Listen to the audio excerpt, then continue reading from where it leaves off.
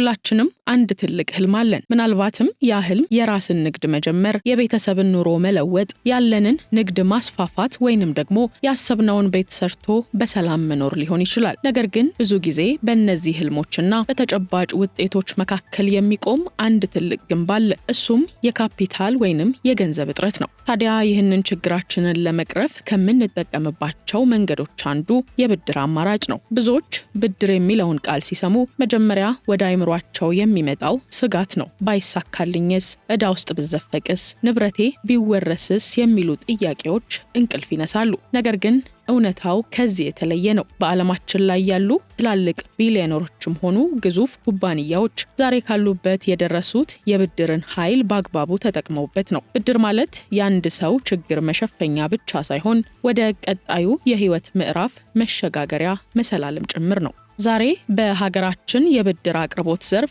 ትልቅ ለውጥ እየታየ ነው። ከአንጋፋዎቹ የንግድ ባንኮች ጀምሮ እስከ ታዳጊዎቹ የዲጂታል የብድር መተግበሪያዎች ድረስ ያሉት ተቋማት ኑ ተጠቀሙብን እያሉ ነው። ታዲያ የትኛው ተቋም ነው የሚስማማው? በዝቅተኛ ወለድስ ብድር ለማግኘት ምን ቅድመ ሁኔታዎች ያስፈልጋሉ? እናም ደግሞ ብድሩ ለበረከት እንጂ ለጥፋት እንዳይሆን ምን ማድረግ አለብን?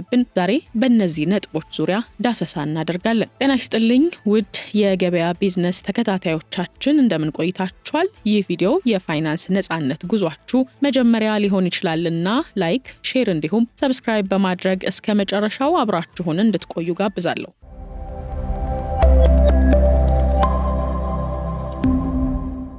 ገንዘብ ካለ በሰማይ መንገድ አለ አይደል አባባሉ። ግን ያ ገንዘብ በእጃችን ላይ በሌለ ጊዜስ ህልማችንን እውን ለማድረግ፣ ንግዶቻችንን ለማስፋፋት ወይንም ደግሞ ለድንገተኛ ችግሮቻችን መፍትሄ ለማግኘት የብድር ተቋማት አማራጭ የሌላቸው ምርጫዎች ናቸው። ታዲያ በሀገራችን 3 ዋና ዋና የብድር አማራጮች ወይንም ደግሞ የብድር ምንጮች እንዳሉ ይታወቃል። የመጀመሪያው የንግድ ባንኮች ሲሆኑ ትላልቅ ብድሮችን ለቤት፣ ለተሽከርካሪ ወይንም ለትላልቅ ቢዝነስ የሚያቀርቡ ናቸው።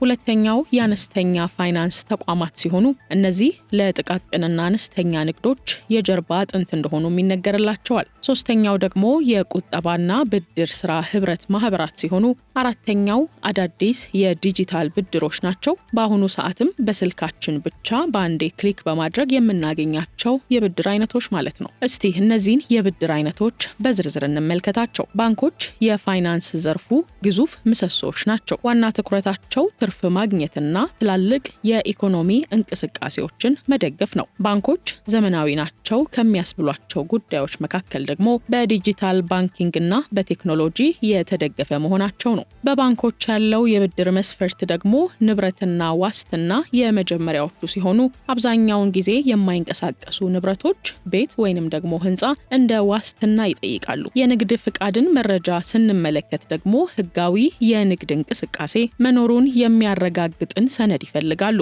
የፕሮጀክት ጥናት ሌላኛው ሲሆን ለትላልቅ ብድሮች የንግድ ስራ አዋጭነትን የሚያሳይ ጥናት ማለት ነው። ብድር ሲነሳ አመላለስን ማሰብ ዋናው ነገር ነው። ለዚህም ደግሞ የወለድ መጠን መታወቅ አለበት። በባንኮች በኢትዮጵያ ብሔራዊ ባንክ ወለል መሰረት የሚወሰን ሆኖ አብዛኛው ጊዜ ከ15% እስከ 22% እንደየባንኩና እንደየብድሩ አይነትም ሊለያይ ይችላል። በሀገራችን ካሉ የብድር አማራጮች መካከል በሁለተኛነት የሚቀመጠው የአነስተኛ ፋይናንስ ተቋማት ማይክሮ ፋይናንስ የሚባሉት ናቸው። እነዚህ ተቋማት የተመሰረቱት ታዲያ ባንኮች በማይደርሱባቸው አካባቢዎችና ዝቅተኛ ገቢ ያላቸውን ዜጎች ለመርዳትም ያለመ ነው።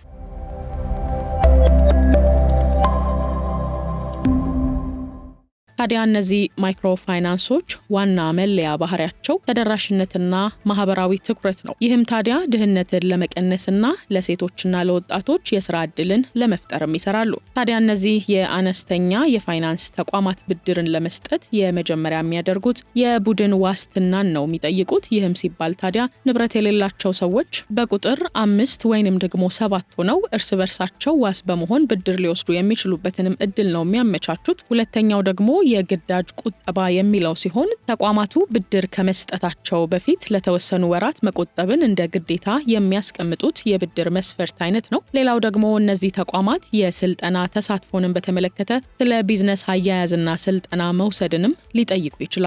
በእነዚህ ተቋማት ያለውን የወለድ መጠን ስንመለከት ደግሞ የአነስተኛ ፋይናንስ ተቋማት የአስተዳደር ወጫቸው ከፍተኛ በመሆኑ ወለዳቸው ከባንኮች ከፍ ሊልም ይችላል። አንዳንድ ጊዜ እስከ 24% እና ከዛ በላይም ሊሆን እንደሚችል ነው መረጃዎች የሚጠቁሙት። አሁን ታዲያ በስፋት መታየት የጀመረው የብድር አይነት ደግሞ የቁጠባና ብድር ህብረት ስራ ማህበራት ናቸው። እነዚህ የአባላት ተቋማት ናቸው። ሰዎች በጋራ ፍላጎት ለምሳሌ በአንድ መስሪያ ቤት ወይንም ደግሞ በአንድ ሰፈር ተሰብስበው የሚያቋቁሟቸው የብድር አይነቶች ናቸው። ታዲያ የእነዚህ ተቋማት ዋና ዓላማ የባለቤትነት ስሜትና ዲሞክራሲያዊ አሰራር ናቸው። የእነዚህ የብድርና ቁጠባ ህብረት ስራ ማህበራት የብድር መስፈርቶቻቸውን ስንመለከት ደግሞ አባላት ብድር ለማግኘት የግድ የማህበሩ አባል መሆንና የአባልነት መዋጮ ክፍያ እንደሚያስፈልግ ይጠቅሳሉ።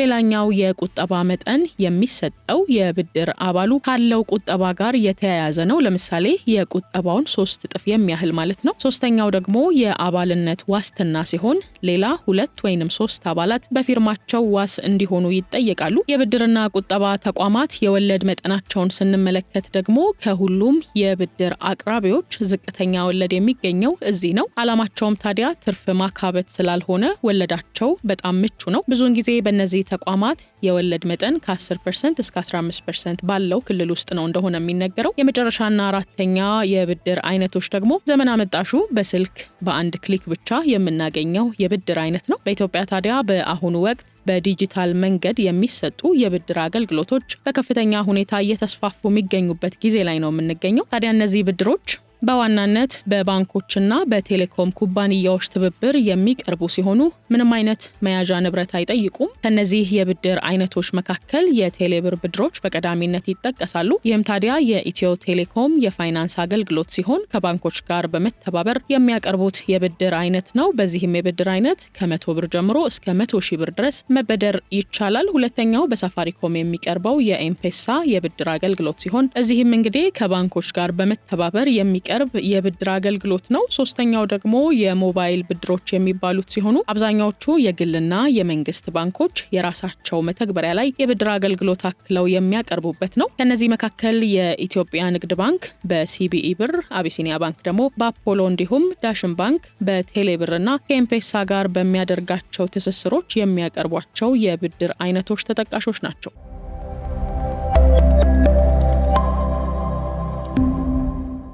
ታዲያ በእነዚህ የዲጂታል ብድር አማራጮች የብድር አገልግሎት ለማግኘት የተቀመጡ መስፈርቶች የመጀመሪያው የሲም ካርድ ቆይታ ቢያንስ ከ3 ወር ወይንም ደግሞ ከ6 ወር በላይ መሆን አለበት። አጠቃቀሙ ደግሞ በየወሩ የሚሞሉት የካርድ መጠን፣ የኢንተርኔት አጠቃቀምና በዲጂታል አካውንቱ የሚያደርጉት የገንዘብ ዝውውርም ለብድሩ አስፈላጊ ነው በሚል መስፈርት ተቀምጧል። ሶስተኛው ደግሞ የቀደመ ዕዳን በሚመለከት ቀደም ብለው የወሰዱትን ብድር በሰዓቱ የመለሱ መሆኑን ማረጋገጥም በዚህ ዘርፍ የብድር አገልግሎት ለማግኘት የተቀመጠ ሌላኛው መስፈርት ነው። ታዲያ በእነዚህ የብድር መስጫዎች የወለድ መጠን ከባንክ መደበኛ ብድር ይልቅ የአገልግሎት ክፍያቸው ከፍ ያለ ነው። የመመለሻ ጊዜያቸውን ደግሞ ስንመለከት በአብዛኛው ከ15 እስከ 1 ወር ባለ ጊዜ ውስጥ ነው። አሁን በአጭር ቀናት ብድር እንሰጣለን የሚሉ ተቋማት እየተበራከቱ የተገኙበት ጊዜ ላይ ነው ያለ ነው። እነዚህ ላይ ግን ልብ ሊባል የሚገባ በእነዚህ አይነት ተቋማት ውስጥ የተደበቁ የቅድመ ክፍያ ወጥመዶች ይገኛሉ።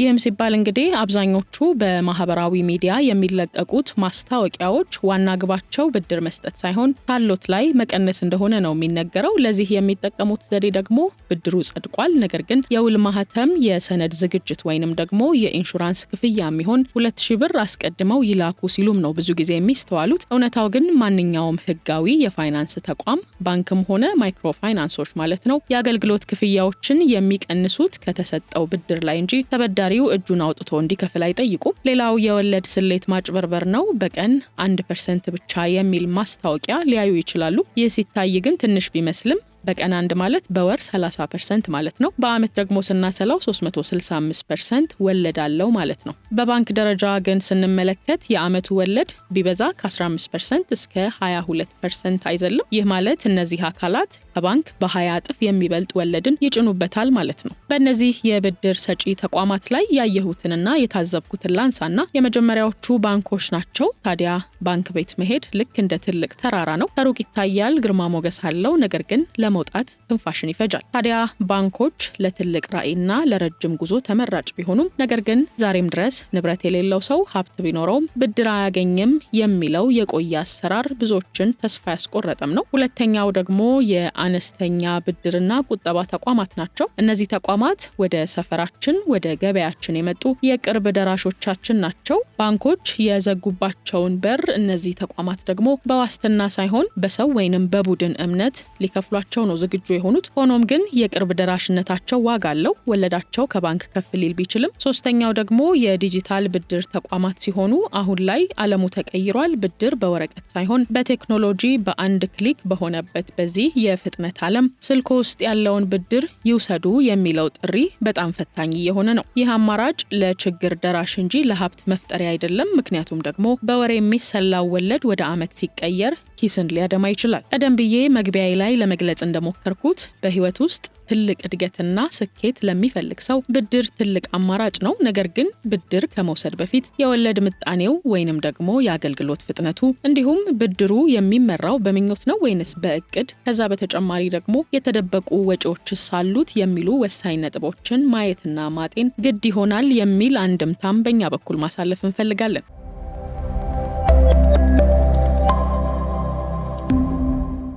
ውድ የገበያ ቢዝነስ ተከታታዮቻችን በብድር አቅራቢ ድርጅቶች ዙሪያ ለዛሬ ያዝንላችሁ ይህንን ይመስላል። በዚህ ጉዳይ ላይ የገጠማችሁ የታዘባችሁት ጉዳይ ካለ በኮሜንት ብታጋሩን ለኛ ግብዓት ይሆነናል። በቀጣይ ታዲያ በሌላ ርዕሰ ጉዳይ እስክንገናኝ ሰላም ቆዩልን።